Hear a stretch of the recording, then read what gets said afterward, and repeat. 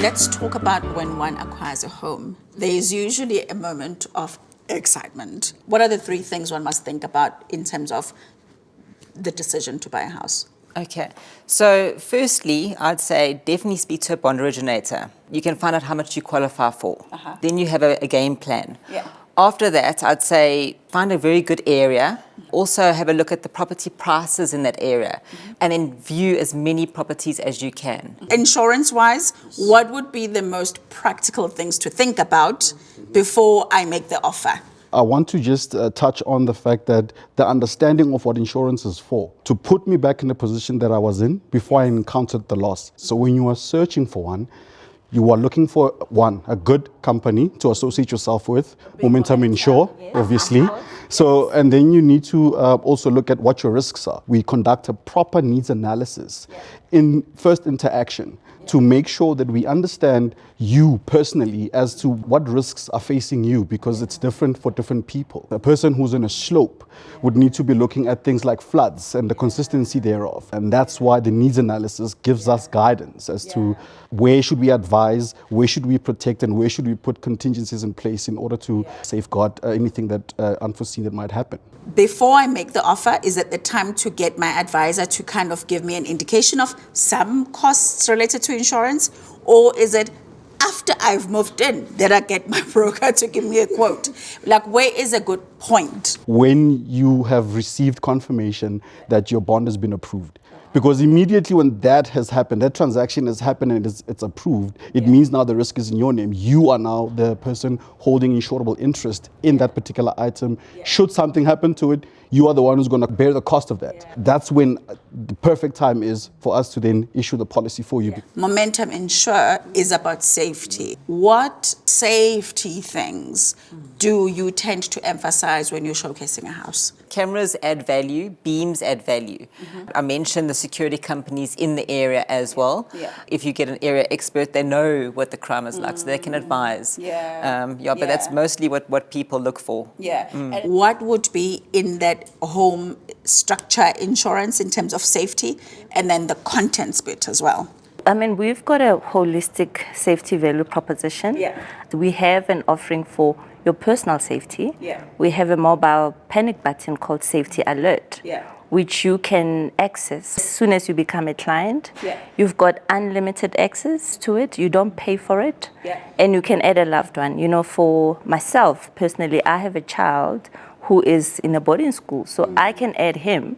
When he doesn't feel safe, he can activate the response alarm and they come to him in seconds. And then in terms of where a house is used for rental purposes and insurance is being purchased, what are the expectations from an insurance, like in terms of disclosing the usage of the house?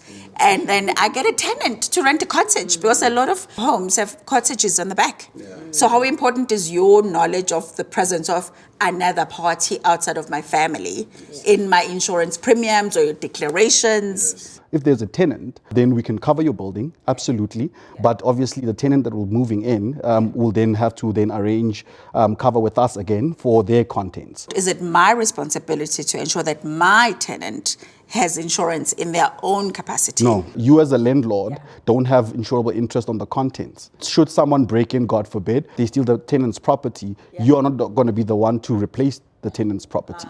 He then or she needs to be the one who... We're going on to summer holidays. We all obviously are excited to pack our bags, get out of town. In terms of Momentum Insure's safety expectations or guidelines, what are good behaviors when one leaves their home for a holiday or for a long period of time, say 5 days? So definitely I've heard people say, can I leave my neighbor with my key? It's a no-no. Oh, really? Don't. But I do think that, you know, things like getting someone that you trust, it could be a family member to look after your property when you're away, is definitely a good thing. Switching off your geyser if nobody's there. We deal with load shedding now. Something happens to your geyser as a result of, you know, an outage or something. It's a claim that you were not ready to deal with. So certainly do some precautions to ensure that you are protecting the assets that you have. Your house is linked to an armed response of some sort. Definitely activate that alarm. And you know, I've heard that lately there's very sophisticated offering that's available on your phone. You can activate the alarm literally wherever you are. So do take precaution. And then what about electricals from an insurance standpoint? The workmanship needs to be in order.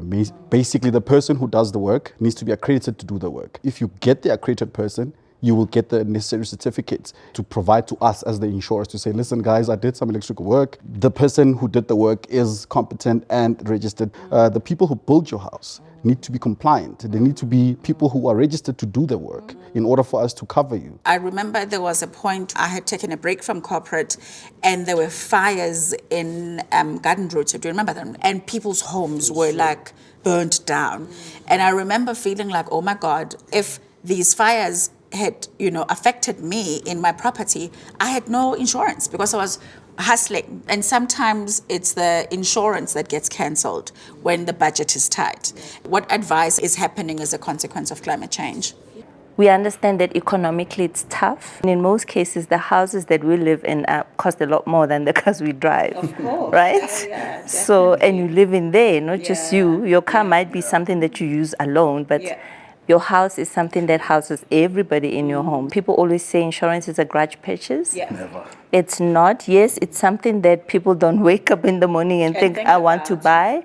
But it is definitely a must-have. The thing that I've seen is because, obviously, of how expensive property is. I just have that much more, appreciation of the value of incurring the monthly expense because of the setback. I understand the value that lies in it. And Melissa, I want to talk to you about neighbors.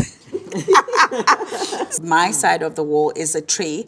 My neighbor's side of the wall is a cracked wall that's leaning over, or the roots that are creeping onto her pavement, to her driveway.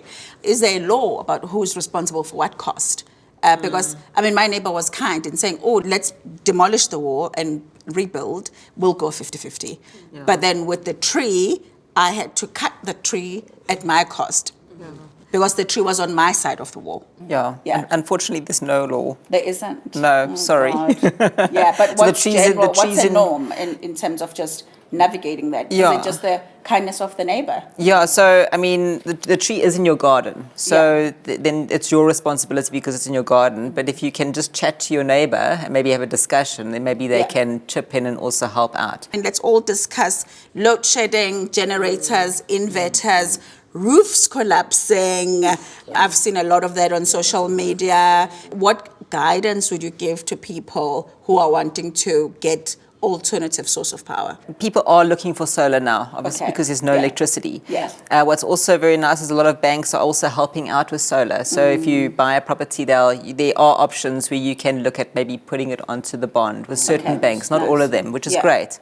Which is a good selling feature, solar or generator? I'd say solar.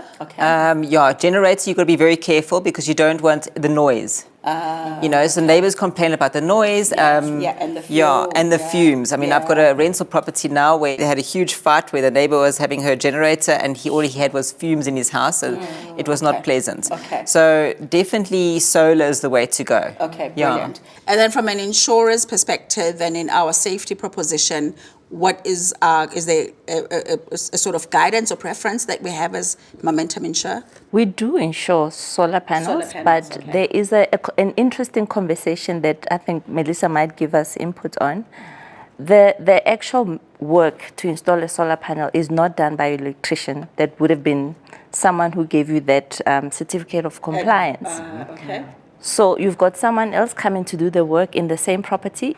From a compliance point of view, what happens? Does that nullify that certificate? Because the solar guys would tell you that you need to contact your electrician after this so that they can come and check. If you want to extend that power to the second house, your electrician must do it. They can't do it. There's no law and no compliance certificates at the moment with solar, but I would probably say you need to get your electrician in to have a good check on and make sure that's done properly. Shweshwe, what do you want to remind people about the safety proposition as it relates to presence in terms of property contents, and personal safety? So we actually have a holistic value proposition for safety. We have a rewards program where we give people earn points for safe behavior. So depending on your policy combination, so if it's a car only, when you add a home or contents or whatever, it's more points for you. And to access it, really all you need to do is download the Momentum app on the relevant app store, go to the terms and conditions, accept, and voila. Safety returns is available. And then the second piece is, how do I start earning points now? So we've got a telematics offering called Safe Days that measures on the app how you drive. We can detect things like driver fatigue, distracted driving, how you brake, all of these things. We also have a questionnaire on our website where you can answer your safety questions, more points for you. And then you also have the safety alert part that I spoke about earlier, the mobile panic button. When you engage with it as well, you earn more points. And then we also give you points for self-service. So what we consider self-service is things like you've updated your details. You've loaded your hail and windscreen claims online. So you're able to log it on our website or through the app. Thanks, guys. I feel equipped to be safe for my safety around my home. Yeah, thank you.